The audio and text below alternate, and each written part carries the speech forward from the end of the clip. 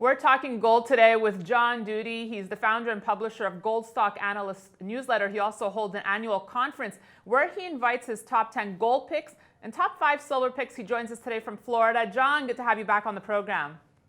Great to see you, Daniela.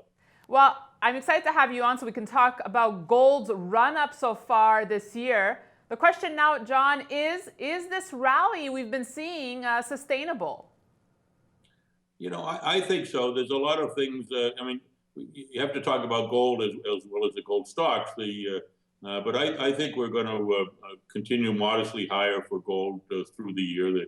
The pressure of further Fed rate increases is off for now, and I think that after a 4+ year bear market, the cycle is turning. But we could be making a base right through the year. I don't think that we're going to see any, barring some kind of foreign policy, foreign event. I don't think we're going to see gold ratchet up to 1,400 this year. I think that with a good solid base, we've got the potential to get there over the next couple of years. Well, you mentioned mining stocks, so that's my next question. What are some gold stocks that you think are best set up for 2016? Well, we like the companies that are benefiting from the lower currency valuation versus the U.S. dollar.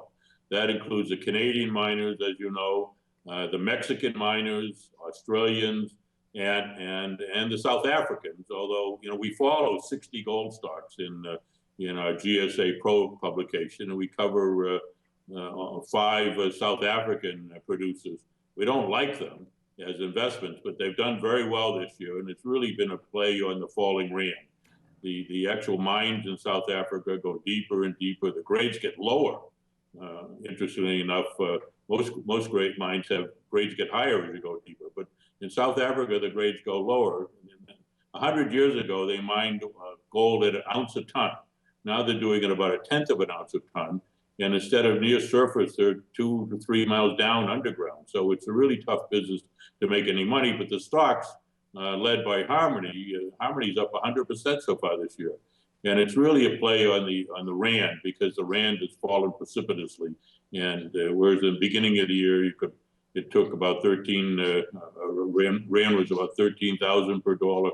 Now it's about 18,000. So it's been an opportunity for some investors to do well. All right. Well, you mentioned Harmony Gold on the gold front, but let's get some quick thoughts on silver. The market picked up not as much as gold so far this year. Any particular silver stocks catching your attention?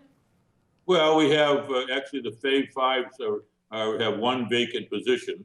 And so we've got 4 that we think have the potential to do well. Silver's still at $14. Nobody can make any money.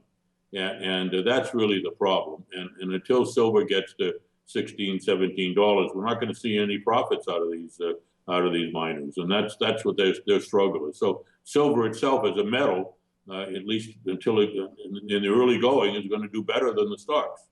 John, thanks so much for your thoughts today, and best of luck on your upcoming conference in February, Gold Stock Analyst Day. Thanks, John. Okay, we'll be looking forward to seeing you then. Thank you, and thanks for watching this edition of Kitco News. We'll see you tomorrow.